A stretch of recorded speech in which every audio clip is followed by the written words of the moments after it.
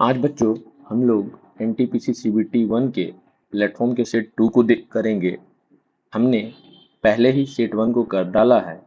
जैसा कि हमने पहले भी कहा है कि हम लोग बारी बारी से पूरे सेट को समझते हुए करें, जिसमें पहला सवाल है हमारा कि एटीएम बूथ आर्थिक गतिविधि के निम्नलिखित में से किस क्षेत्रक के अंतर्गत आते हैं। ऑप्शन ए है हमारा प्राथमिक क्षेत्रक, ऑप्शन बी है हमारा चतुर्थांक क्षेत्रक, ऑप्शन सी है हमारा तृतीयक क्षेत्रक और ऑप्शन डी है हमारा द्वितीयक क्षेत्रक। इसका सही आंसर है हमारा ऑप्शन सी तृतीयक क्षेत्रक। तृतीयक क्षेत्रक में स्पेशली सरकारी सेवा सहित वस्तु एवं सेवाओं का उत्पादन शामिल है तथा इसी में व्यापार, परिवहन, संचार, बैंकिंग, बीमा, शिक्षा, स्वास्थ्य, पर्यटन सेवाएं इत्यादि शामिल किए जाते हैं। अगला सवाल है हमारा, भारत की पहली महिला राष्ट्रीय रेसिंग चैंपियन कौन बनी है। ये करंट अफेयर का सवाल है हमारा। ऑप्शन ए है हमारा बियांका कश्यप, ऑप्शन बी है हमारा डायना पुंडोले, ऑप्शन सी है हमारा ऐश्वर्या पिस्से और ऑप्शन डी है हमारा हिमा दास। भारत की पहली महिला राष्ट्रीय रेसिंग चैंपियनशिप जिसने जीता है वो है डायना पुंडोले, जबकि हिमा दास पहली भारतीय महिला एथलीट है जिन्होंने 5 गोल्ड मेडल जीते हैं। टील कार्बन क्या है जो हाल ही में खबरों में था। ऑप्शन ए है हमारा गैर ज्वारीय मीठे पानी के आर्द्रभूमि में संग्रहित कार्बन, ऑप्शन बी है हमारा महासागरों में संग्रहित कार्बन, ऑप्शन सी है हमारा जंगलों में संग्रहित कार्बन और ऑप्शन डी है हमारा ठोस कार्बन। तो इसका सही आंसर हो जाएगा गैर ज्वारीय मीठे पानी के आर्द्रभूमि में संग्रहित कार्बन। टील कार्बन जो होता है गैर ज्वारीय मीठे पानी की आर्द्रभूमि में संग्रहित कार्बन को संदर्भित करता है, जिसमें वनस्पति, माइक्रोबियल बायोमास और घुले हुए या कनिक कार्बनिक पदार्थ शामिल होते हैं। अगला सवाल है हमारा, हाल ही में संसदीय राजभाषा समिति का अध्यक्ष किसे चुना गया है। ऑप्शन ए है हमारा धर्मेंद्र प्रधान, ऑप्शन बी है हमारा राहुल गांधी, ऑप्शन सी है हमारा नरेंद्र मोदी और ऑप्शन डी है हमारा अमित शाह। इसका सही आंसर हो जाएगा हमारा अमित शाह। अगला सवाल है हमारा, भौगोलिक क्षेत्र की दृष्टि से जापान का सबसे बड़ा द्वीप कौन सा है। ए है होकाइडो, बी है होन्शु द्वीप, सी है शिकोकू द्वीप और डी है हमारा क्यूशू द्वीप। भौगोलिक क्षेत्र की दृष्टि से हम सभी जानते हैं कि जापान का सबसे बड़ा द्वीप है होन्शु द्वीप और जापान में लगभग 6800 द्वीप होते हैं। अगला सवाल है हमारा, संसद सदस्य बनने हेतु न्यूनतम आयु क्या है। ऑप्शन ए है हमारा 18 वर्ष, ऑप्शन बी है हमारा 21 वर्ष, ऑप्शन सी है हमारा 25 वर्ष और ऑप्शन डी है हमारा 30 वर्ष। तो इसका सही जवाब हो जाएगा कि संसद सदस्य बनने हेतु न्यूनतम उम्र 25 वर्ष होनी चाहिए। लोकसभा के लिए न्यूनतम 25 वर्ष है और राज्यसभा के लिए 30 वर्ष है। अगला सवाल है हमारा, भारत की 2011 की जनगणना के अनुसार प्रारंभिक बाल्यावस्था जो 0 से 6 वर्ष होता है का लिंगानुपात क्या है। ऑप्शन ए है हमारा 928, ऑप्शन बी है हमारा 908, ऑप्शन सी है हमारा 938 और ऑप्शन डी है हमारा 919। इसका सही आंसर है 919। जनसंख्या में 0 से 6 आयु समूह में प्रति 1000 पुरुषों की तुलना में उसी आयु समूह में महिलाओं की संख्या को शिशु लिंगानुपात कहा जाता है। सबसे ज्यादा शिशु लिंगानुपात वाले राज्य हैं अरुणाचल प्रदेश, जिसकी संख्या 972 है। अगला सवाल है हमारा, कंप्यूटर के क्षेत्र में एसएमपीएस का पूरा नाम क्या है। पहला है switch model power supply, option B है switch markup power supply, option C है स्विच मोड पावर सप्लाई और डी है हमारा स्विच मॉड्यूलर पावर सप्लाई। इसका सही आंसर है हमारा एसएमपीएस का full form switch mode power supply. Computer से हमेशा फुल फॉर्म के सवाल पूछे जाते हैं रेलवे के एग्जाम में, तो हम सभी जितने भी फुल फॉर्म के सवाल होंगे उसे अच्छे से कर लेंगे एक बार में। उसके लिए अलग से मैं आपके पेज पे डाल दूंगा। अगला सवाल है हमारा, ग्राफिकल यूजर इंटरफेस के साथ नेविगेट और इंटरेक्ट करने के लिए किस इनपुट डिवाइस का उपयोग किया जाता है। ऑप्शन ए है हमारा माउस, ऑप्शन बी है कीबोर्ड, ऑप्शन सी है जॉयस्टिक और ऑप्शन डी है स्कैनर। इसका सही आंसर होगा हमारा माउस। अगला सवाल है यूआरएल। देखिए फिर से यूआरएल का फुल फॉर्म है यूनिफॉर्म रिसोर्स लोकेटर में एचटीटीपी या एचटीटीपी डॉट भाग क्या निर्दिष्ट करता है। ऑप्शन ए हमारा वेब पेज का पहला फाइल प्रारूप। दूसरा है वेबसाइट को होस्ट करने वाले सर्वर का प्रकार। ऑप्शन सी है हमारा संसाधन तक पहुंचने के लिए प्रयुक्त प्रोटोकॉल। ऑप्शन डी है हमारा सर्वर का भौगोलिक स्थान। तो जो एचटीटीपी में हम सभी डालते हैं कोई भी वेबसाइट को, तो उसमें क्या होता है, संसाधन तक पहुंचने के लिए प्रयुक्त प्रोटोकॉल होता है ये। अगला सवाल है हमारा निम्नलिखित में से किस वर्ष भारत में पहला रेडियो शो प्रसारित किया गया था। ऑप्शन ए है हमारा 1927, ऑप्शन बी है हमारा 1936, ऑप्शन सी है हमारा 1923 और ऑप्शन डी है हमारा 1911। तो इसका सही आंसर है हमारा 1923। 1923 ईस्वी में भारत में पहला रेडियो शो प्रसारित किया गया था, जो बॉम्बे और कलकत्ता के रेडियो क्लबों के द्वारा निजी रूप से किया गया था। अगला सवाल है हमारा भारतीय उच्चायुक्त के पद का किस अधिनियम से सृजन हुआ। ऑप्शन ए है भारतीय काउंसिल अधिनियम 1909, ऑप्शन बी है भारतीय शासन अधिनियम 1919, ऑप्शन सी है भारतीय सरकार अधिनियम 1935, ऑप्शन डी है हमारा भारतीय स्वतंत्रता अधिनियम 1947। ये आंसर हो जाएगा भारतीय उच्चायुक्त के पद का सृजन भारतीय शासन अधिनियम 1919 के द्वारा किया गया था। अगला सवाल है हमारा वैश्विक पवन दिवस के अवसर पर जारी पवन ऊर्जा स्थापित क्षमता के दृष्टिकोण से राज्यों का आरोही क्रम है। और जूम कर लिया हमने।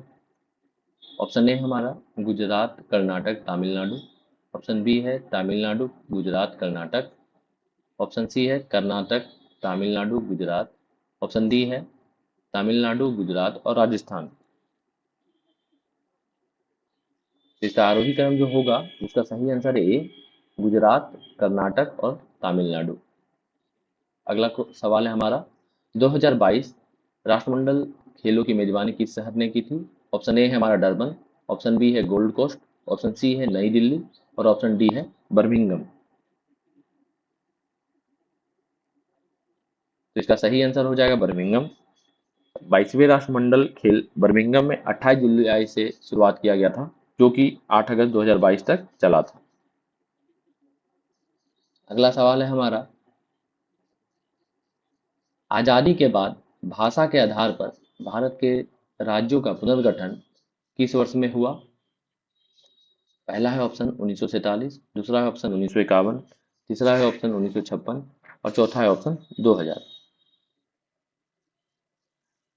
तो इसका सही आंसर 1956 होगा कि जो भाषाई आधार पर भारत के राज्य का पुनर्गठन हुआ था वो 1956 में हुआ था और यह धार आयोग की रिपोर्ट पर जेबीपी समिति बनाई गई थी।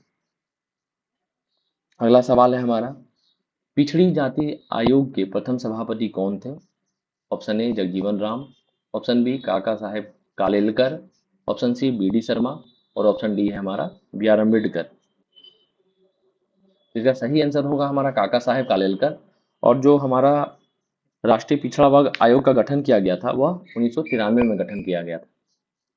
अगला सवाल है हमारा सितंबर 2024 में पूर्व चुनाव आयुक्त अरुण गोयल को किस देश में भारत का राजदूत नियुक्त किया गया है। Option A Bulgaria, option B Greece, option C Croatia और ऑप्शन डी फ्रांस। तो जो अरुण गोयल पूर्व चुनाव आयुक्त है उन्हें क्रोएशिया का राजदूत नियुक्त किया गया है, जिसका सही आंसर हो जाएगा हमारा ऑप्शन सी। अगला सवाल है हमारा सोरा निम्नलिखित में से किससे संबंधित है। पहला ज्वालामुखी, दूसरा बौना ग्रह, तीसरा एआई मॉडल और चौथा एंटी सैटेलाइट हथियार। तो सोरा जो है वो एआई मॉडल है।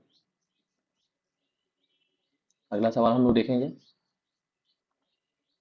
भारत 2025 तक कितने नए नाभिकीय रिएक्टर बनाएगा जिससे देश की कुल परमाणु ऊर्जा क्षमता 22.4 गीगावाट हो जाएगी। Option A 15, option B 16, option C 17 या ऑप्शन डी 18। तो इसका सही आंसर हमारा ऑप्शन डी हो जाएगा भारत 2032 तक 18 नए नाभिकीय रिएक्टर बनाएगा, जिससे देश की कुल परमाणु ऊर्जा क्षमता 22.4 गीगावाट हो जाएगी। अगला सवाल है हमारा, निम्नलिखित में से कौन सा पौधा सल्फर डाइऑक्साइड के प्रति अत्यंत संवेदनशील है? ऑप्शन ए टमाटर, ऑप्शन बी प्याज, ऑप्शन सी आलू या ऑप्शन डी मक्का। तो इसका सही आंसर होगा हमारा टमाटर। टमाटर जो होता है वो सल्फर डाइऑक्साइड के प्रति अत्यंत संवेदनशील होता है। अगला सवाल है हमारा, भारत में कागज का प्रयोग कब से प्रारंभ हुआ? ऑप्शन ए 12वीं शताब्दी, ऑप्शन बी 13वीं शताब्दी, ऑप्शन सी 14वीं शताब्दी या ऑप्शन डी 15वीं शताब्दी। इसका सही आंसर हो जाएगा हमारा ऑप्शन ए 12वीं शताब्दी। विश्व में सबसे पहले कागज का आविष्कार चीन में हुआ था। अगला सवाल है हमारा, पश्चिम बंगाल की कौन सी नृत्य शैली शास्त्रीय नृत्य के तत्वों को मार्शल आर्ट के साथ जोड़ती है और इसकी मुद्राएं अक्सर भारतीय पौराणिक कथाओं की कहानियों को दर्शाती है? ऑप्शन ए है हमारा मोहिनीअट्टम, ऑप्शन बी है कुचिपुड़ी, ऑप्शन सी है ओडिसी या ऑप्शन डी छऊ। इसका सही आंसर है हमारा छऊ। छऊ जो नृत्य है वो उड़ीसा, झारखंड तथा पश्चिम बंगाल में प्रचलित है। अगला सवाल है हमारा, दक्षिण भारत में मंदिरों के प्रांगण में बने ऊंचे द्वारों को क्या कहा जाता था? ऑप्शन ए हमारा विमान, ऑप्शन बी गोपुरम, ऑप्शन सी अर्धमंडप या ऑप्शन डी मंडप। तो दक्षिण भारत में जो मंदिरों के प्रांगण में बने ऊंचे द्वारों को गोपुरम कहा जाता है। और दक्षिण भारत में सबसे प्रसिद्ध मंदिर जो है द्रविड़ शैली में बने हुए हैं। अगला सवाल है हमारा, अमेरिकी उपनिवेशों का सेनापति कौन था? Option A George Washington, option B Thomas Jefferson, option C Abraham Lincoln या ऑप्शन डी थियोडोर रूजवेल्ट। इसका सही आंसर है हमारा ऑप्शन ए यानी कि जॉर्ज वाशिंगटन। अगला सवाल है हमारा, राष्ट्रसंघ की स्थापना किस उद्देश्य से की गई थी? ऑप्शन ए भविष्य में विश्व युद्ध को रोकने के लिए, ऑप्शन बी विभिन्न राष्ट्रों में प्रतिद्वंद्विता बढ़ाने के लिए, ऑप्शन सी द्वितीय विश्व युद्ध की तैयारी के लिए या ऑप्शन डी हथियारों की होड़ बढ़ाने के लिए। तो राष्ट्रसंघ की जो स्थापना की गई थी वो भविष्य में विश्व युद्ध को रोकने के लिए किया गया था और इसकी स्थापना राष्ट्रसंघ की स्थापना 10 जनवरी 1920 में किया गया था और इसका सचिवालय जो है हेड ऑफिस वो जेनेवा में स्थापित है। अगला सवाल है हमारा, निम्नलिखित में से किसे रेलवे बोर्ड की प्रथम महिला अध्यक्ष के रूप में नियुक्त किया गया है? ऑप्शन ए हमारा कल्याणी चड्ढा, ऑप्शन बी है एम कलावती, ऑप्शन सी है मंजू गुप्ता या ऑप्शन डी जया वर्मा। अध्यक्ष है वो जया वर्मा सिन्हा है और यह 1988 में भारतीय रेलवे यातायात में शामिल हुई थी। अगला सवाल है, भारत में सबसे अधिक क्षेत्रफल में किस फसल की खेती होती है? पहला है गेहूं, दूसरा है कपास, तीसरा है गन्ना, चौथा है धान। यहाँ क्षेत्रफल पूछ रहा है कि सबसे अधिक क्षेत्रफल किस फसल की खेती में उपयोग में आती है। तो हम सभी जानते हैं कि भारत में सबसे ज्यादा धान होती है, तो इसलिए इसका क्षेत्रफल भी सबसे ज्यादा धान का ही हो जाएगा। अगला सवाल है हमारा, क्या होता है जब भोजन की ऊर्जा शाकाहारी से मांसाहारी और फिर अगले जीव में जाती है? ऑप्शन ए है हमारा ऊर्जा की मात्रा बढ़ जाती है, ऑप्शन बी है हमारा ऊर्जा की मात्रा घट जाती है, ऑप्शन सी है हमारा ऊर्जा की मात्रा शून्य हो जाती है या ऑप्शन डी ऊर्जा की मात्रा अपरिवर्तित रहती है। ये मिसप्रिंट है, सही आंसर हो जाएगा कि ऊर्जा की मात्रा घट जाती है हमारा। जैसे जैसे भोजन का प्रवाह उत्पादक से उपभोक्ता 1 से उपभोक्ता 2 की ओर होता रहता है, ऊर्जा की मात्रा का केवल 10% का ही अगले पोषण स्तर पर प्रवाह होता है। अगला सवाल है हमारा, समान द्रव्यमान के दो पिंड एक ऊंचाई की छत से एक के बाद एक गिराई जाती है, उसके मध्य समय के सापेक्ष दूरी का अंतराल क्या होगा? सदैव समान रहेगा, ऑप्शन बी बढ़ेगा, ऑप्शन सी घटेगा या ऑप्शन डी शून्य हो जाएगा। तो कहने का मतलब एक छत से दो समान एक के बाद एक गिराते हैं तो उसके बीच जो दूरी होगा वो क्या होगा? तो उसका दूरी हो जाता है, बढ़ जाता है। अगला सवाल हम लोग देखेंगे, क्षारीय धातुओं जिसको अल्कली मेटल्स भी कहते हैं उसके गुण क्या हैं? ऑप्शन ए कमरे के तापमान पर अति स्थिर होते हैं, कमरे के तापमान पर वाष्पीकृत होती हैं, ऑप्शन सी इलेक्ट्रॉन्स को आसानी से प्राप्त करती हैं या ऑप्शन डी इलेक्ट्रॉन्स को आसानी से। तो क्षारीय धातु क्या करती हैं? इलेक्ट्रॉन को आसानी से छोड़ देती हैं। और क्षारीय धातु क्या होती है? प्रतिक्रियाशील होते हैं। अगला सवाल है हमारा, भारत अधिकतम विदेशी मुद्रा किसके निर्यात से कमाते हैं? ऑप्शन ए कपड़ा, ऑप्शन बी रबड़, ऑप्शन सी चाय और ऑप्शन डी लोहा। तो सबसे अधिक हो जाएगा कपड़ा, क्योंकि हम जानते हैं कि कपास का जन्मभूमि भारत है। भारत का प्राचीनतम उद्योग भी था, सूती वस्त्र उद्योग ही था। अगला सवाल है, 15 अगस्त 1947 को भारतीय राष्ट्रीय कांग्रेस के अध्यक्ष कौन थे? जिस समय हमारा देश आजाद हुआ उस समय राष्ट्रीय कांग्रेस के अध्यक्ष कौन थे? ऑप्शन ए Sardar Vallabh Bhai Patel, option B J B Kripalani, option C Pandit Jawaharlal Nehru और option D doctor Rajendra Prasad. तो जिस समय हमारा देश आजाद हुआ 15 अगस्त 1947 को, उस समय भारतीय राष्ट्रीय कांग्रेस के अध्यक्ष जे बी कृपलानी थे, जो कि हमारा ऑप्शन बी हो जाएगा।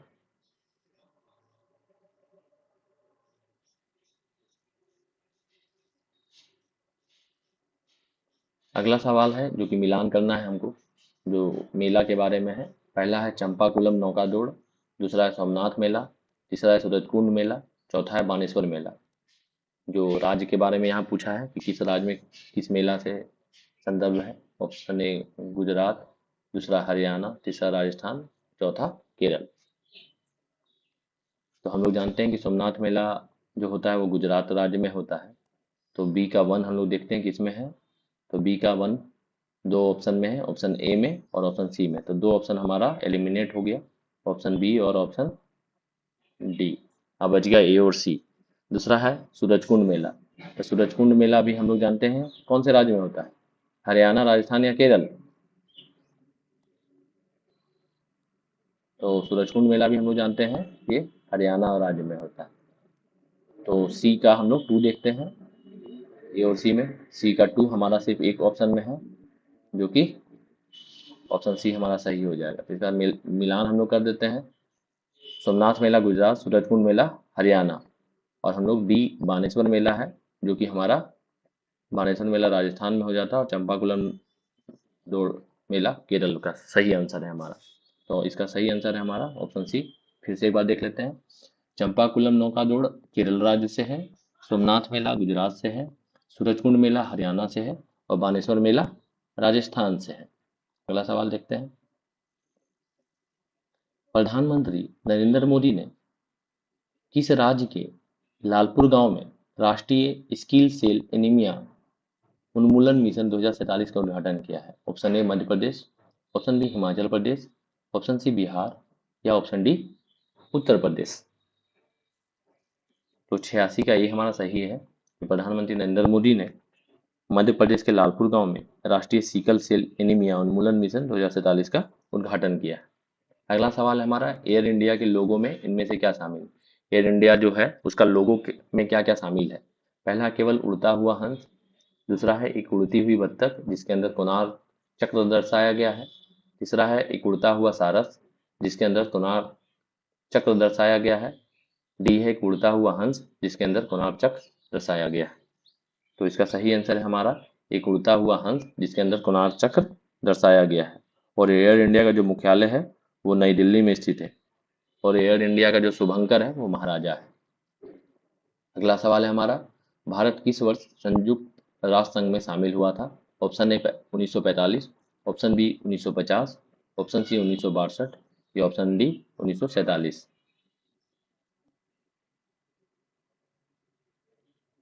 तो भारत जो है 1945 में संयुक्त राष्ट्र संघ में शामिल हुआ था। जो भारत 30 अक्टूबर 1945 को यूएनओ का सदस्य बना। और यूएनओ की स्थापना कब हुई है? तो 24 अक्टूबर 1945 को हुआ था। अगला सवाल हम लोग देखते हैं, तैराकी में पीठ के बल तैरा जाता है उसे क्या बोलते हैं? पहला फ्री स्टाइल, दूसरा बटरफ्लाई स्ट्रोक, तीसरा स्ट्रीम लाइन या चौथा बैक स्ट्रोक। इसका सही आंसर है हमारा बैक स्ट्रोक। तो हम लोग अगला सवाल देखते हैं, ये भी सुमेलित करने का है। Lipase, trypsin, amylase, erepsin. Option one है कार्बोहाइड्रेट का पाचन, ऑप्शन टू है हमारा पॉलीपेप्टाइडों का अमीनो अम्ल में, तीसरा है प्रोटीन का पाचन और वसा विघटक एंजाइम।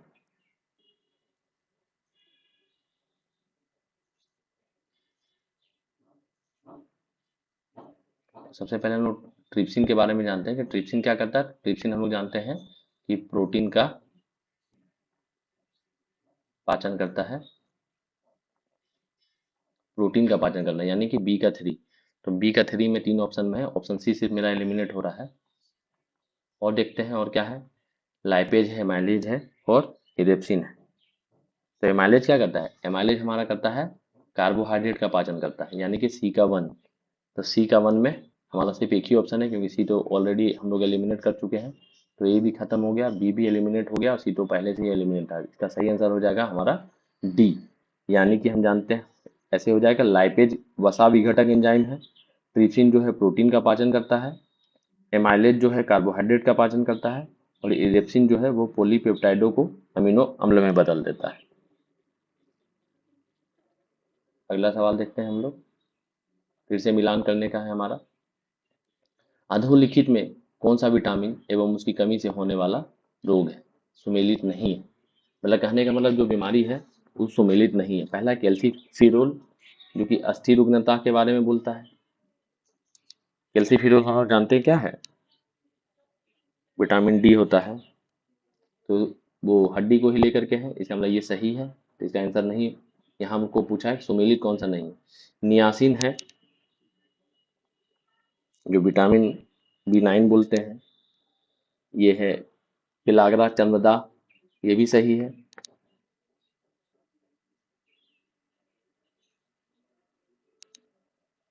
कोबालमिन यानी साइनोकोबालमिन जिसको हम लोग बोलते हैं, वो विटामिन B12 होता है, जो संघातिक रक्ताल पत्ता है, ये भी सही है। और राइबोफ्लेविन जो कि बेरी बेरी, लेकिन हम लोग सभी जानते हैं कि बेरी बेरी जो होता है वो विटामिन बी थायमिन की वजह से होता है, इसलिए ये गलत होगा।